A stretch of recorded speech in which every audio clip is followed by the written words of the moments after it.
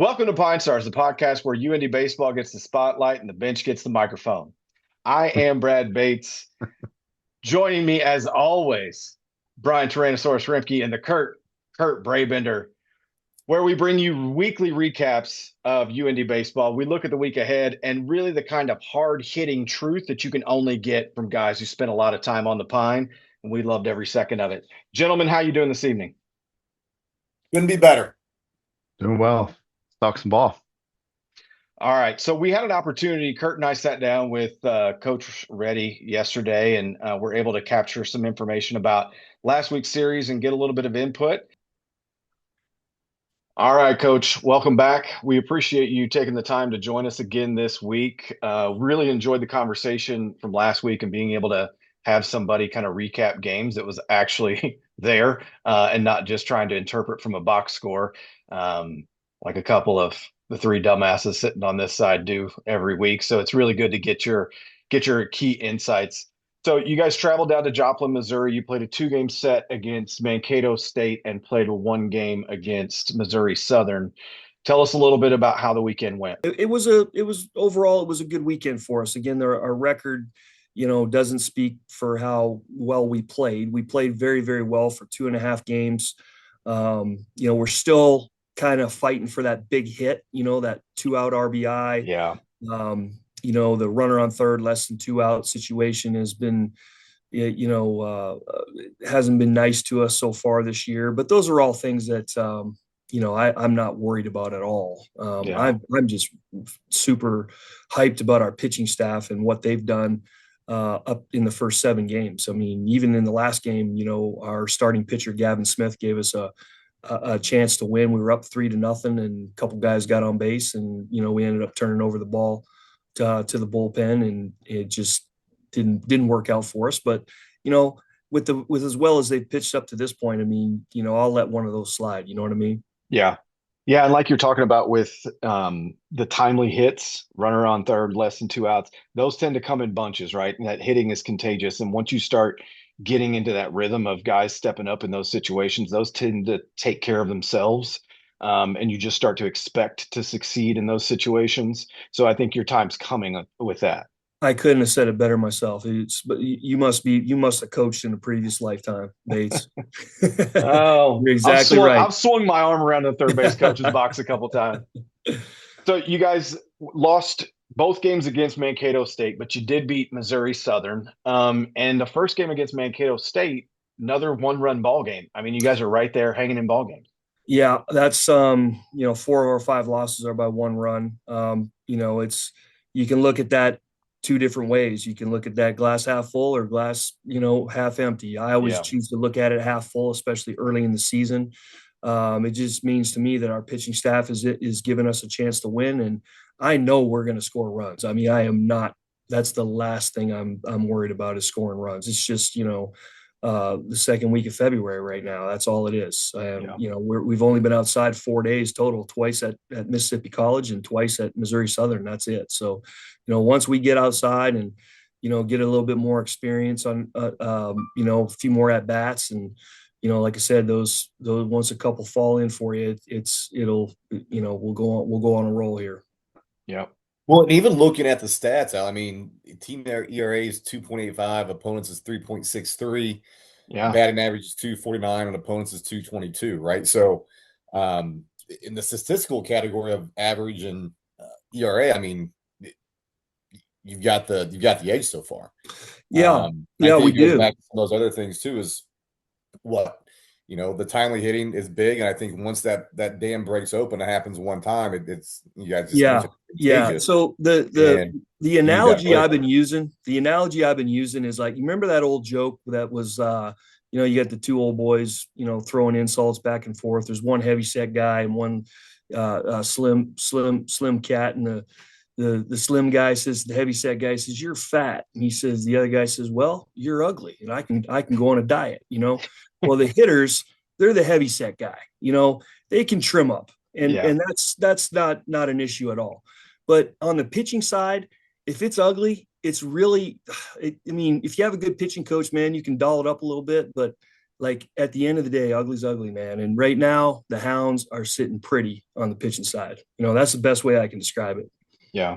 Yeah. I mean, I've never heard that joke, but I may have to use that. I was gonna say, if you got a bunch of fat hitters on your team, that's a good thing. It That's definitely a is. Canadian joke. You've Hey, been I talking had a about good. go ahead. Was it you that had the comp, the boss Matt Stairs comp? That's Rimke. Oh, that was Remke. Yeah. Yeah. Man, he was eating that up, man. He's probably the only guy on the team that knows who Matt Stairs is, by the way. Oh, come Because on. Boss is a baseball name game guy. He knows all of the old, old school guys from the 80s, the 90s, all the way up. I mean, odds are he knows Nice. who it is. He knew exactly who Matt Stairs was. That was a great comp. That's awesome. That one. So you're talking about your pitching staff, and I see, tell us a little bit about Caleb Mars. Yeah, he's a JUCO guy from Olney Central, and we picked up one of his teammates in the fall, Nathan Pemberton, who's unfortunately not ready this year, but he'll be a big part of the team in the future. But Mars kind of followed along, and a great recommendation from both his head coach and Matt McLaren. If you guys remember Matt McLaren, he was an assistant coach over at Olney Central, and basically they're like, man, you got to get this kid. And he doesn't light up the radar gun, but he absolutely just fills up the strike zone, 3-pitch mix and moves the ball in and out and gives you a chance to win. And he's been, he's 2 for 2 so far. But yeah, he's a guy that is going to give you a chance to win. And that's what we're looking for out of those pitchers. No question. Yeah. And on the offensive side, guy that I keep seeing name pop up is Garrett Rush. Yeah. Talk about your third baseman. Yeah, another JUCO guy. He transferred in from Bellarmine, but I think he went to Allen County Community College, one of the Kansas JUCOs, and he was really good in the fall for us. I knew he was going to be good this spring, but he's just very, very calm at the plate and just the game comes to him pretty easy. He's a great baseball IQ guy. I love sitting next to him and talking baseball during the game, and he gets it. He gets what we're trying to do, and it's shows on the field. He's off to a great start. Yeah, and I love the hair too. In this picture of his bio, he's got long hair. I like it. Yeah, he's got a hairdo. There's no question there. He's got a good one. There's nothing. I mean, if you got a good lettuce mane going on, I don't know what that's like anymore. This isn't getting it done outside the ball cap, which is why I wear a hat all the time. But no, I mean, I see other names of guys popping up that I feel like, it's going to come together and it's going to gel. We like to be able to play both games, so to speak. I mean, if the weather says, hey, get the ball up in the air and you want to play home run derby, well, we can do that. But if the weather's not favorable for that type of that style of play, then you have to, grind across. You have to grind some at bats out and, get them on, get them over, get them in. Well, that's something we can do now. That we didn't really do. We used to bunt a lot. There's no question when obviously playing for Coach Vaught all those years and working for him all those years, we used to bunt, but we didn't really steal a whole lot. Right. And we were a little protective of our base runners in back in those days. And, rightfully so. I mean, if you get thrown out stealing, I mean, you're going to take yourself out of the potential for a big inning, and Coach Vaught, he liked the double and the home run is just as much as anybody else. And, but if the wind was blowing in, man, those doubles and those home runs sometimes are hard to come by, so you got to find another way to win on those days. We're a northern team and the weather doesn't always agree with, some of the days we play on. I mean, Babe Ruth himself wouldn't be able to hit one out, Yeah. So, that's kind of the whole thing. And when you have an offense like that, it takes some time. It does take some time to get, all the cogs lined up and rolling. Yeah. I'm a small ball fan. I mean, if I like teaching players and working with players that know how to play the whole game. They can bunt, they can drag, they can steal, and get all that piece in there, because I feel like it's becoming almost at times a forgotten part of the game that other teams aren't focusing on, and you can take advantage of every little opportunity, which you have to in the game of baseball. Yeah, and I do think it's coming back. If you watch, Yeah. even in Division One, there's a lot of highlights on social media from the first couple weekends of Division One baseball, where it's you see a lot of it, and they're just taking advantage of what it's not. They're taking advantage of there's a competitive advantage in amateur baseball, high school and college baseball, to laying it down. Yeah. Because the fields you're playing on aren't pristine. It's not the middle Yeah. of the summer. The balls can be wet sometimes. The defense is an amateur defense. They don't always know what the right thing is to do. With the baseball, and they get Put in those pressure, put situations. pressure There's on the defense, pressure. man. Whereas in professional baseball, you are more so giving up an out. I get it. I understand, why things are the way they are, but the fact is there's still a competitive advantage in amateur baseball, high school and college baseball, even at the Division One level, to laying down a good bunt. And certainly we try to exploit that as For much as sure. we can. Kurt, you got any final questions for Coach before we let him go? No, I mean, just when you are throwing those bunts down against these teams, I mean, how are they reacting to that? I mean, does it look like they practice that? I mean, I have to assume that if you guys are bunting in games, you're working on that defensively on your end.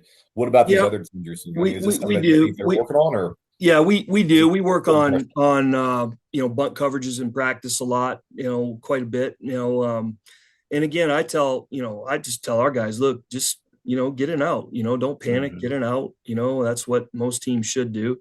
But a lot of times they do panic, and that's again what we're trying to take advantage of is just, maybe somebody that's a little inexperienced and maybe looking to get a little greedy too, right? Trying to get that lead runner all the time, and a lot of times things can snowball out of control when they try to do that. So we just try to we just try to play the percentages and try to come out on top whenever we can. I mean, it doesn't always work. I'll be the first one to admit that, but it works an awful lot.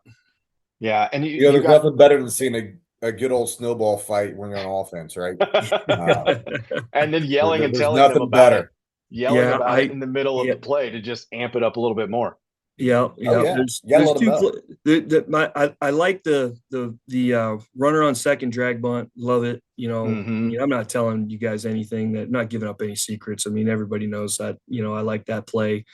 Bunting towards the third baseman with a runner on second. I also love the first and third safety squeeze too, as well. It's Yeah. really, really hard for me to say no to that one because, you, you, you put a run on the board, you push another runner into scoring position, pretty much take the double play off the table, you take the strikeout off the table, like strikeout, a double play, pop up, just first and third, less than 2 outs, it just crushes you, like it's just a huge rally killer. And I feel like if we get a safety squeeze down on first and third, we're probably not just going to score one run. We're going to score, we might score multiple runs. They may try to get the guy at the plate. He's safe. Now it's, first and second. And then we throw out another drag bunt and then they throw it down the Hmm. right field line. And it's just compounds things, So our motto is spin them into the ground, man. Spin them into the ground. That's what we try to do. Well, you guys are headed off to Johnson City, Tennessee, a little wagon wheel this week, but you're playing a Michigan team. Well, Coach, we wish you the best of luck, you and the boys this weekend down in Tennessee. Um, some of those one-run ball games, timely hits, it's going to click. Might as well be this weekend. So good luck to That's you, right. Coach. Yep, it absolutely is going to click. We've got a good ball club, and I think you're going to see, things really. We're going to get hot at some point and go on a tear. So we appreciate Coach taking the time to, join us and talk a little bit. Obviously, dropping 2 out of 3 games on the weekend is not how they wanted to perform, but close ball games and some performances from some guys that stepped in. I know Kurt, you mentioned earlier, Joey Humphrey kind of showed out, stepping into a role mid weekend. Yeah. Pinch hit, go ahead, right? If I recall. Yeah, pinch hit Yeah, go pinch ahead hit home for run, one and pitch. then I think he was 2 for 4 in game 3. So shout out to Joey for his performance there. We know what that's like. Obviously, being on the bench and all of a sudden getting called into action and perform. Well, I mean, some of you guys performed, when you got called into action. But I mean, I think overall, coach is happy with where the team's at. Like he talked about with his pitching staff, he's really happy with the pitching staff. So, we appreciate his time, but looking at a couple of other things, and I want to kind of bring a little bit of a different segment here to the show. So I have a really good friend of mine that lives down in Southern Indiana in the Evansville area that is a baseball junkie. I mean, he collects baseball cards and, does that whole thing. I'm in a group text with him. He sends this question earlier this week and to a group of four of us that really kind of threw us. So anyway, I want to get your input on this. Would you rather be player A or player B? And I'm looking at statistics only. Player A was a 13-time All-Star, 10-time Gold Glove, had a 284 lifetime or career batting average, 630 home runs, 1,836 RBI. He had 69 total at-bats in the postseason and played in one LCS with a loss. Okay. Would you rather be that player, player A, or player B? 5-time All-Star. He was one time a batting title winner. He had a 288 career average, 281 home runs, 1,269 RBI, but had 299 total postseason at-bats, played in 8 World Series, and won 5. Who would you rather be? I'd Player rather A be or player B? Player B. Yeah, B. That's easy. 100%. It's the obvious answer, right? I mean, that's exactly what we all went back with was player B. And then Yeah. he says, "Have a good night, gentlemen. You just decided to be Paul O'Neill rather than Ken Griffey Jr." Not a problem. What? I like Paul O'Neill. Yeah. Played for the Reds. I hate Paul My O'Neill. team. Well, you knew chose as soon player as you B. said 8 World Series appearances, it was going to be a Yankee. Sure. Winning 5 rings all day long. Oh, no. I'm not disagreeing with your statistics. Obviously, statistics don't encompass personality or things that are important in life and who you want. But Like do you know? you want to be Paul you O'Neill want to be personally? Paul O'Neill more than you want to be Ken Griffey Jr. Do you know Paul O'Neill personally? I can't say that I do. Exactly. So don't judge a book by its cover. That guy might be one of the greatest dudes you've ever met. His book is titled Asshole because he just comes across as a complete ass. Guess what, Remke? Was I an asshole when you first met me? We got off on the wrong foot, Kurt. Yeah, We did. 100%. And now guess what? We're on a podcast together, aren't we?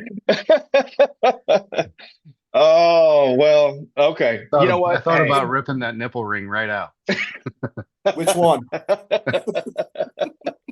wasn't Don't gonna ever make get your nipples pierced, boys. Peer pressure's a son of a bitch. All right. So Let me ask you another question. Let's get into it. If you had the opportunity to be signed by the Yankees for $30 million a year, Okay. would you? Or because I've been asked this question because I hate the Yankees. I said I would never play for the Yankees. And I've been asked that question. Absolutely not. They're like, you would turn down $30 million. I said, yeah, because there'd be another team that would offer me $20 million. Oh, well, I guess initially I thought like the Yankees were my only offer, and then I was like, why are they because offering if they offer you 30 if they're offering me, million, sure, going to offer you sure, something sure, else, sure. right? Yeah, no. Look, I And can't stand. I Ken can't Griffey stand. even said he would never play for the Did. Yankees. Yes, he did. Yes, he did. He said he would Doesn't matter never how play much. for the Yankees. And good for him. But that's the thing. His talent level allowed him to say that, right? I mean, but at the same time, yes, I would tell you I can't stand the Yankees. I'd rather play for anybody other than the Yankees. Well, I'll tell you this then, for the extra 10 mil I would have, you guys are welcome to come to New York. It's all on me. We get through it. And then when I'm done playing, I'll move. Everything will be fine. Oh, all right. Back to live action. So Rimke, what do we have? What do the Hounds have in this upcoming series this weekend? Yep, we're going to go with a 4-game tilt with Davenport from Iowa, who we will meet in Johnson City, Tennessee. Davenport's out of Grand Rapids, Michigan, actually. That's what I said. That's what when you said Iowa, I knew because that's kind of how we talk. Yep, You meant Grand Rapids. 100%. Where are Yeah, you find this guy? Actually, I was testing you and you passed. So nice job. So we're going to meet a Michigan team in Tennessee, which is what you normally do, and 4-game tilt with a region team. So Yep. out of the GUIAC, this will be a good matchup. They're 3 games in. They went 0-3. They dropped 3 close ones to Rockhurst last weekend. So kind of the same schedule the Hounds had, where they played 2 Friday, 1 Sunday. And now we're going to set up for a 4-game matchup. Yeah, they're just getting probably the similar thing. I mean, they're played 3 games, so Kurt, you brought it up a couple times. They're just getting outside too. Right. Well, I think if you go back to last year, they played Davenport, won 13-12, lost 5-0, lost 13-7, and 8-1. Well, they 4 games. I mean, right? Davenport hosted the regional that UIndy won. So, you know, they're a good ball club. Yeah, but I think you look at the Midwest Regional, right? They won 6-1 against Davenport, the 1 seed, and then 25-13 against Davenport as well. I forgot about the 25-13 game. Yeah, that's demoralizing. Good for them. Yeah. Yeah, they were doing a lot of pitching matchups that game, I remember. Yeah. You know, and a couple of late field goals really separated them.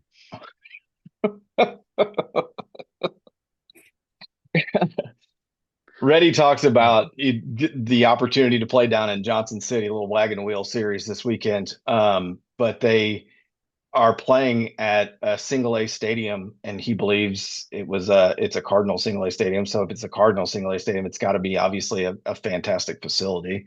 Not biased by any means, but you know, getting to play at a good place down a little bit better weather, I think they're in for a good series. I think one of the things that Reddy kept talking about was the timely hitting and just kind of having those opportunities with runners on third, less than 2 outs, getting the big hit, getting the timely hit. And that is something that hasn't exactly clicked yet. So Rimke, I know you weren't on that conversation, but we talked about how those things they come in droves. They're contagious. And once you start getting those big hits, they continue, they seem to continue. You got any thoughts about that timing and how that works? Yeah, no, 100% agree. I think not only is hitting contagious, but then, you know, as you get the momentum, you know, pitchers have started out well. And I think all 3 aspects of the game will roll together. When you're hitting well, you carry that confidence out in the field. The fielding improves. When the pitchers get the confidence, not only are you going to put runs up on the board, you're gonna flash some leather behind them, and they complement each other. Yeah. Last year they were set out to try and outscore you. You know, they were looking to put up double-digit runs every game and had the lineup to do it. And I think they have the lineup to do it again. But this year, you know, from what Coach Reddy has said, they've upgraded the arms, and so they don't have to go out and win that way. They put some pressure on them with their bats. They get up early. I think they're going to have a really strong chance to win the series. And there's some guys that we know, just talking with Reddy and amongst ourselves, that there's some guys that they're going to look to break out. And you know, that first hit, you know, we called on Boss Baby last week. Guy steps in, hits a pinch run, home run. Yep. So you like that. Guys stepping up, get an opportunity. So yeah, absolutely agree. You see 1 or 2 drop in, then next thing you know, you see 1 or 2 drop over the fence, and the next thing you're off to the races. Well, and very similar to last year's start too. I know they got off to a slow start to start the season last year, and I mean, you know, they had the games they lost, very few runs scored, right, and gave up a lot.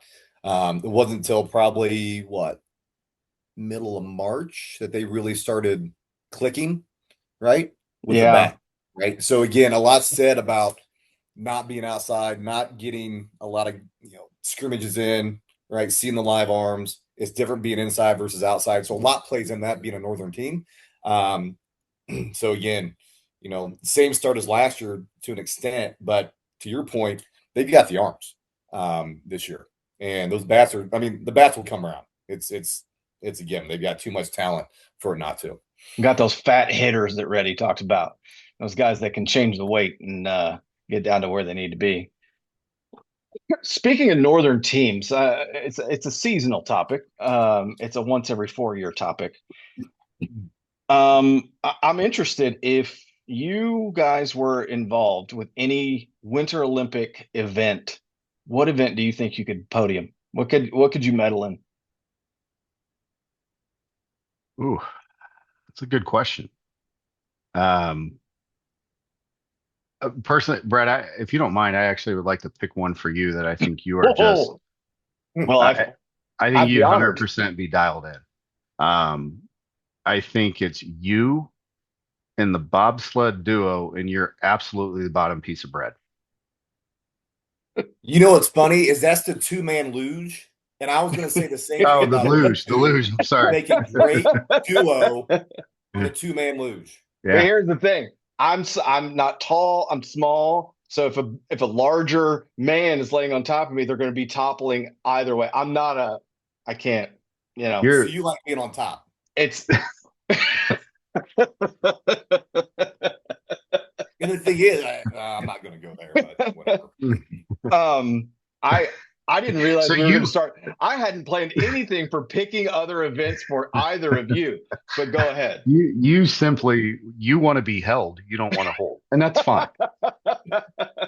I'm a little spoon. What can you say? I'm a little spoon. And wait a second.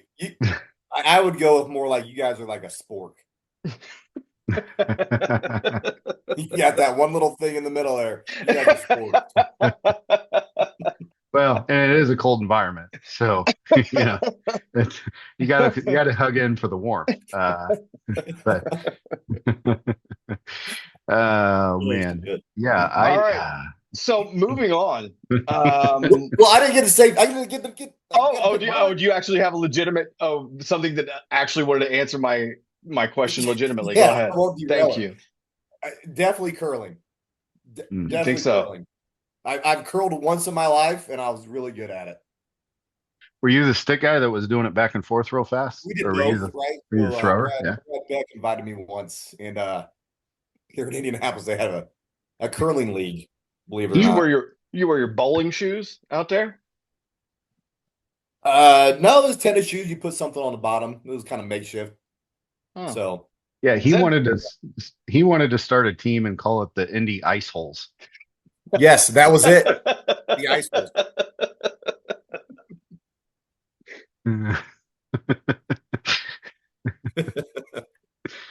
All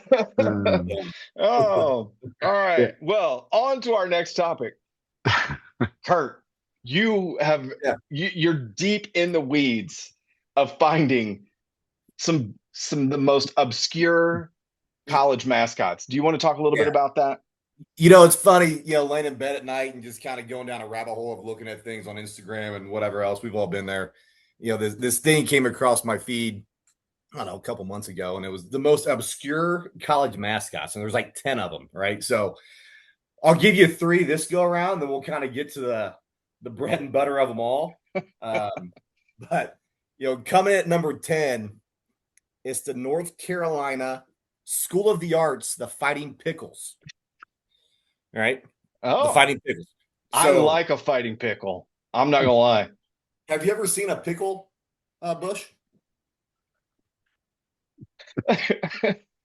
There's no such thing. Is that a legitimate question? Right. I mean, you talk about. Again, School of the Arts. You probably talk about some weird stuff that goes on there, but the Fighting Pickles. But hold on, Kurt. Yeah. Now. So, Brad, your love for the Fighting Pickles, and you're going to deny that you're not part of a 2-man luge team? Here's the thing. No. Don't confuse the two. Don't confuse the two. That's all I'm going to say. Don't confuse the two. It would be the opposite of tummy sticks. You'd have back sticks. And I think you would you'd be at Maybe home. you could lay tummy to tummy on the 2-man luge. Anybody tried it? I don't who's think anybody's steering? done it. I think they're afraid to. I think they're afraid to. I think you they'll. could. I think you could. I think if you went tummy sticks version, it's faster, easier to Could be. communicate for sure. Faster to death. Well, Somebody's is got to your watch head, where are you're you going. is it True. face to face or is it feet to face? Oh, Then you're buried down the tunnel of the car, right? I mean, it's all muffled. Who knows what's happening? so you're combining Just skeleton and luge, a essentially. bunch of stank down there. Um, moving on to number let's 9. get back to the fighting pickle mascots. Well, I was going to move on to number 9. We're getting away from the pickles, right? Okay, move on to number There's 9. only so much to say about the pickles, but number 9, I really like this one. The University of Arkansas at Monticello, the Boll Weevils. Do you know what a boll weevil is? Not offhand. I can't say that I do. I had to look this up myself, right? I thought it was like an animal. It's an insect that eats crops, right? So your mascot is a boll weevil and you're an insect. You're basically getting stepped on by who you're playing in the outfield and getting crushed day in, day out. I mean, love the name boll weevil, but not the most, I think, masculine mascot that's out there. It struggles. It's like you said, it rolls off the tongue so well, but then at the same time, can't bring it home. Yeah. All right, get creative with that jersey. And then I'll leave you with this one. So Evergreen State College must be a community school. I don't know. Speedy the Geoduck. The fuck is a geoduck? No. It's a giant clam. Speedy. Speedy. I've never seen a fast clam. Just spitting out pearls. I've seen some slimy clams, but I've never seen a fast clam. And I don't know if you've ever seen a clam out of water, but I mean, sometimes they spit water. They just squirting out at you like it's their defense mechanism. Yeah, and that's only number 8. That's only number 8. Yeah, we're not even halfway through the list yet, folks. If you want to see more or hear more about these obscure mascots, you got to tune in next week.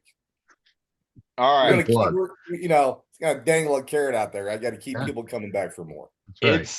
It's now time for the one segment of the show that makes that we make money on.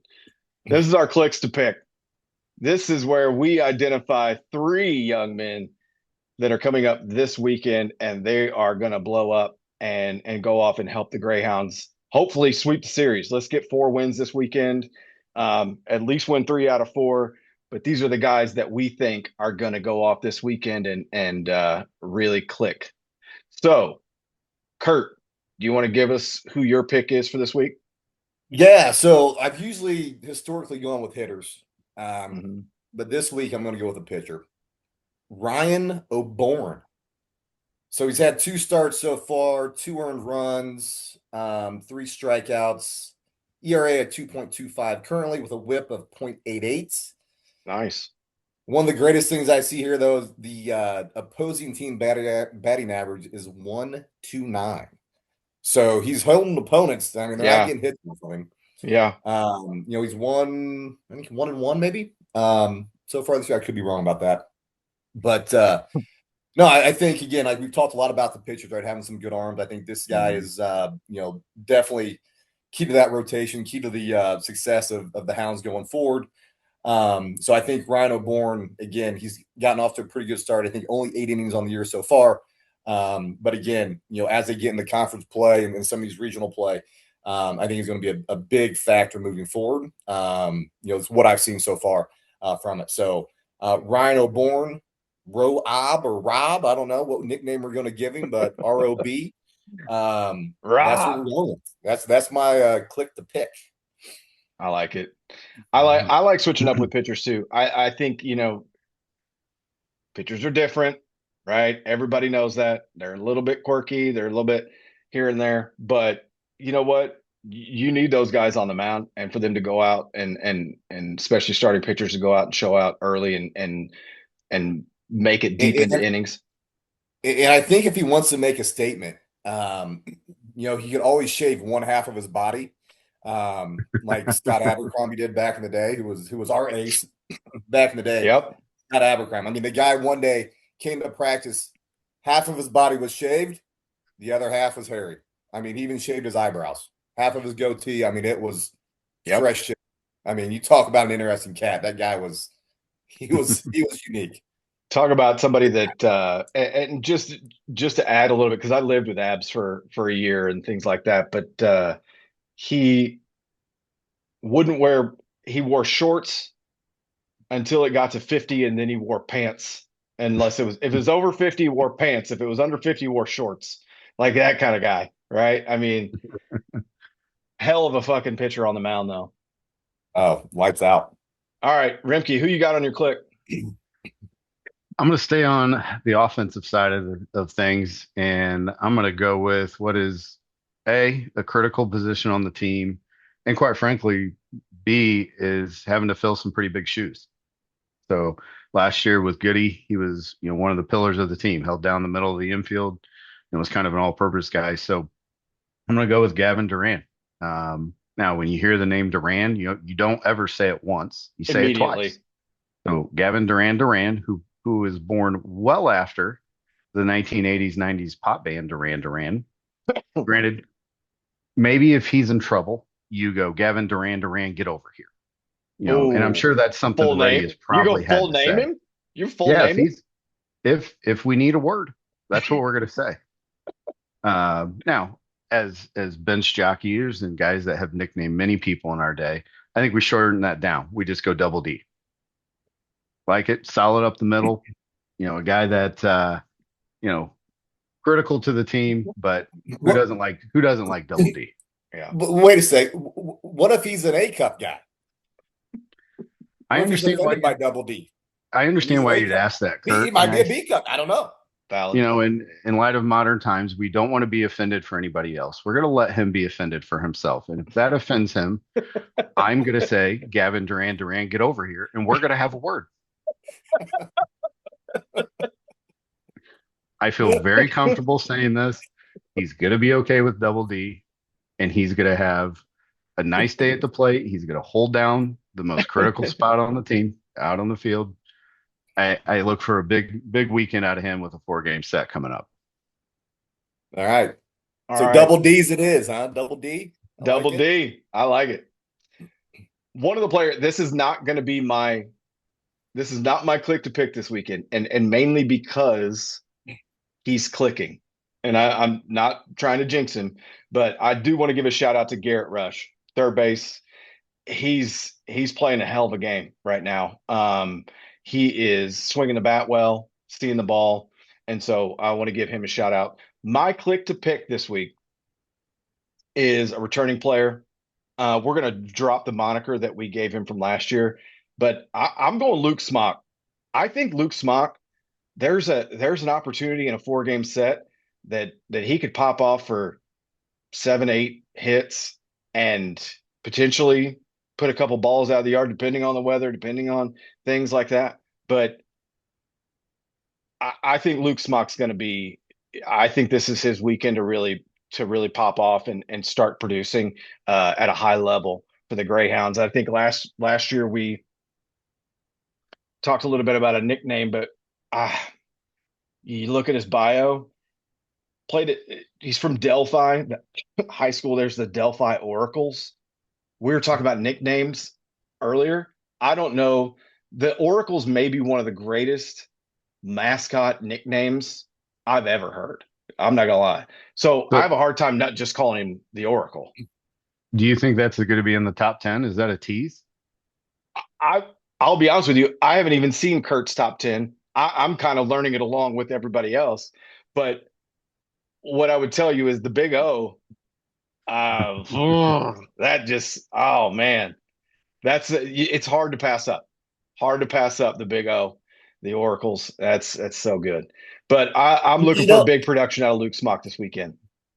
Another side note on this too, like looking at his bio, his grandfather played baseball and basketball at UIndy and was a 1969 graduated in 1969 and inducted into the Hall of Fame at UIndy in 2024. Did you know that? Shit. No, I shit you not. I feel like I talked to his If I dad was- about hey, if that I was over pork lying- burgers out at the ballpark last year, but go ahead. If I was lying, I was dying. So So I want to throw that in there. as we wrap up here, Rimke, can you talk? We talked a little bit about this with Reddy, and we didn't necessarily make the clip. They only have 16 home games this year, obviously Mhm. making it difficult to make it out to the ballpark and try to support the Hounds. When is that home opener? Do you have that? I do, and thank you for asking. You know, that's nice. They're going to kick It's things what off. bobsledders do. It's what luge artists do. That's what bottom bread does. So the Hounds,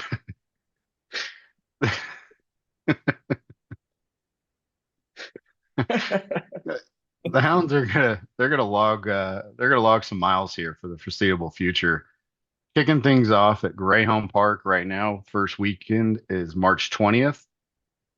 4 game set will be with Rockers. Saturday, March 21st could be Alumni Day. Oh, nice.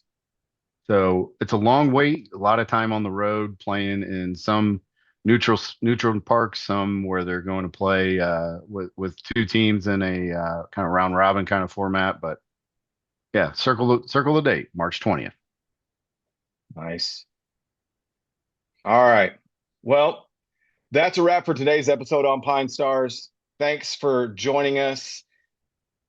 Remember, the little things win, guys. We talked to Coach Reddy about playing small ball, putting pressure on the defense, doing those sorts of things. So remember to focus on the details. We'll catch you next time. Thanks again. We'll see you next week.